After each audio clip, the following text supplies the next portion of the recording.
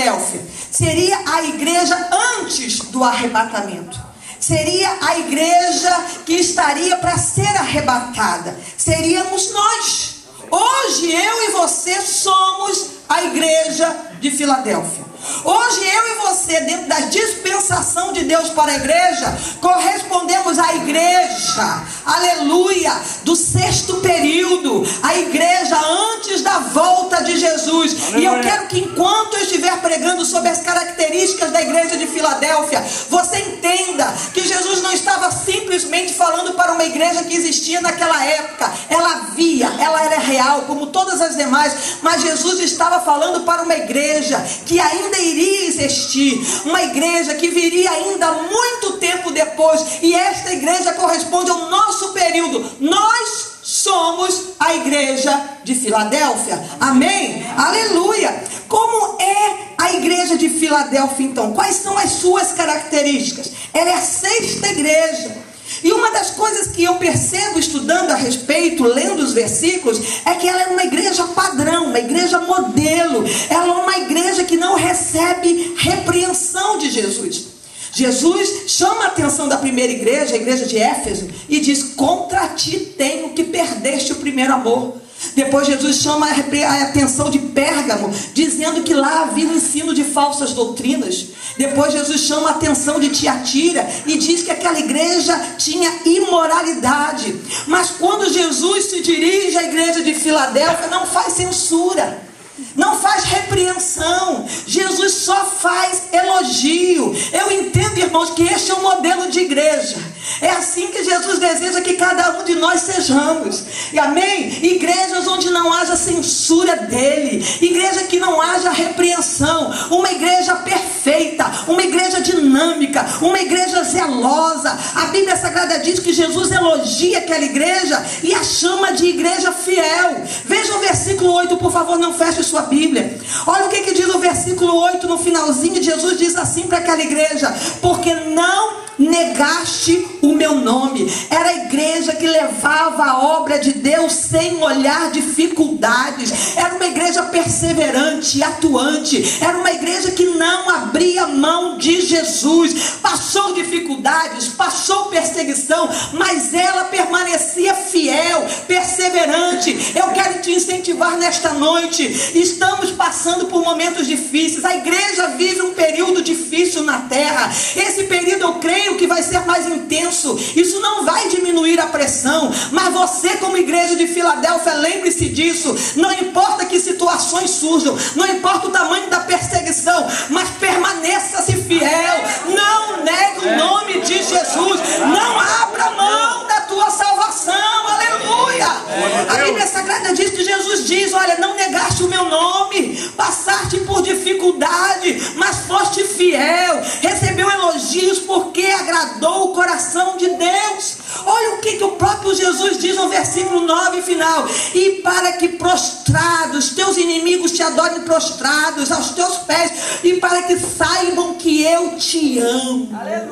Aleluia. Sabe o que é a igreja de Filadélfia? É a igreja que Jesus ama, é a igreja por quem Jesus está apaixonado. O diabo, ele pode tentar se levantar contra a sua vida, os inimigos podem te perseguir, mas Jesus te defende porque Ele te ama. Hoje você pode estar vivendo circunstâncias que te apertam, você pode estar vivendo circunstâncias que até tragam uma certa angústia, como Paulo disse que várias vezes passou, mas eu quero que você tenha certeza de uma coisa: Ele te ama, Ele te ama, Ele te ama. Ele deu a própria vida, Ele pagou o preço de sangue por você porque Ele te ama. Não importa o que digam, não importa o que façam, Jesus continua te amando. Aleluia!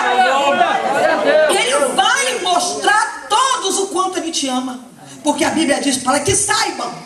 O amor de Jesus não é apenas um amor de palavras, mas Jesus demonstra o seu amor, assim não só na cruz, mas Ele vai demonstrar o seu amor por você. Essa situação em que você está se sentindo tão opresso nesta noite, eu quero que você tenha certeza nesta noite: Jesus vai tratar com a tua vida, com os teus inimigos, com aquilo que te oprime, para que todos saibam quanto Ele te ama. Aleluia! Esta é a igreja de Filadélfia, a igreja que Jesus ama. Porque quando eu falo de igreja, eu não quero que você pense num prédio. Algumas pessoas às vezes pensam assim, não tem igreja porque nós não temos um prédio. Irmãos, igreja não é prédio. Igreja não é uma estrutura física, não é feita de concreto, de ferro, de cimento. Igreja é o povo comprado por Jesus Cristo na cruz do Calvário. Igreja, irmãos, sou eu. Igreja é você. Igreja é morada de Deus, é templo de Deus, onde o Espírito de Deus habita. O Espírito do Senhor não mora em concreto, não mora em casa feita por homem. A Bíblia diz que o Espírito de Deus habita em nós. Aleluia. Você é igreja, diga isso a pessoa que está ao seu lado. Você é igreja. Aleluia. Você é edifício de Deus. Aleluia. Glória ao nome do Senhor. Você foi comprado por preço de sangue. Então entenda hoje que lá do céu, quando Deus olha a terra, Deus não está preocupado, irmãos, com diferenças raciais. Deus não está preocupado com geografia, nem geografia demográfica. Jesus, quando olha lá do céu, a sua atenção se volta para a igreja amada. Aleluia. E você, igreja, você é amada por Ele. Aleluia. A segunda característica que eu descubro aqui a respeito de Filadélfia é o significado do seu nome. A palavra Filadélfia significa a igreja do amor fraternal. Filéu, vem da palavra filéu. Filéu significa amor. Aquela igreja é a igreja amada. Aquela igreja é a igreja elogiada. Mas uma das características daquela igreja, porque ela é a igreja da fraternidade, ela é a igreja do companheirismo, ela é a igreja que ajuda uns aos outros, é a igreja que na hora do aperto ela procura ajudar, ela procura saber, ela procura estar presente. Jesus se agradou daquela igreja e eu creio que por ela ter uma dessas características. Então hoje você que é igreja, você que é a igreja da Filadélfia, você é uma igreja abençoada, você é uma igreja que é alvo das bênçãos de Deus, porque uma das coisas que Ele espera em mim e em você, que vejamos o nosso irmão que está à nossa direita ou à nossa esquerda de maneira diferente. Sabe por quê? Deus colocou esse irmão aí para ser uma bênção na sua vida, e mais do que isso, para você ser uma bênção na vida dele. A Bíblia diz que nós devemos fazer o bem a todos, mas principalmente aos domésticos da fé. Amém. Irmãos, coisa boa a gente ter uma igreja. Coisa boa quando a gente está doente, a gente receber visita, a gente receber uma canja, né? A gente receber lá uma jantazinha gostosa, quando não tem fogão, quando não tem forno, e aí alguém vai lá com um pouquinho de batata assada, um frango assado. Irmãos, é bom. Não é bom isso? É bom. Igreja serve para isso.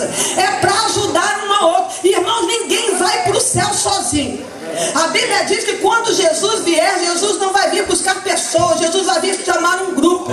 Jesus vai vir para buscar a sua igreja. Aleluia. Se você faz parte da igreja, lembre-se disso, sozinho você não chega lá. Você precisa da união, você precisa da participação, você precisa do teu irmão. Aleluia. Diga a pessoa que está ao seu lado: você é bênção na minha vida.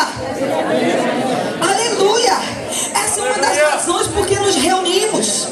Lá em Hebreus a Bíblia diz que nós devemos congregar, não devemos faltar a nossa congregação. A Epístola aos Hebreus exorta deste jeito. Por quê?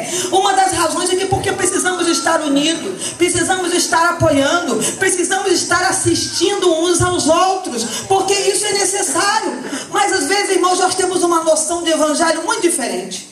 Nós temos uma noção de evangelho que vamos à igreja para receber uma bênção pessoal. Eu vou receber uma cura, eu vou receber uma promoção, eu vou receber um carro, eu vou para orar. E vejo, igreja não é isso. Igreja é participação. Igreja, irmãos, não pode ser visto de maneira individual, mas existem bênçãos coletivas que se Deus não derramar sobre a igreja, eu não recebo. Amém. Por isso eu preciso congregar, porque em estar aqui, participar do corpo, é que eu vou ser abençoado por Ele. Aleluia. Agora, quanto às boas obras, é muito importante, porque muita gente acha que como igreja, salvos em Jesus, eu não preciso estar praticando boas obras, porque a Bíblia Sagrada diz lá em Efésios capítulo 2, versículo 8, que somos salvos pela graça, por meio da fé, e isto não vem das obras para que ninguém se glorie. Então, se não vem das obras, a única coisa que eu preciso fazer para ser salvo é orar. Eu preciso ler a Bíblia, eu preciso de vez em quando jejuar, e a minha parte está garantida.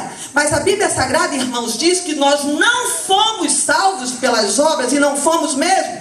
Não é você estar doando para missões que vai te salvar. Não é você estar ajudando mendigos e nem pessoas desamparadas que você vai ser salvo. Existem grupos de pessoas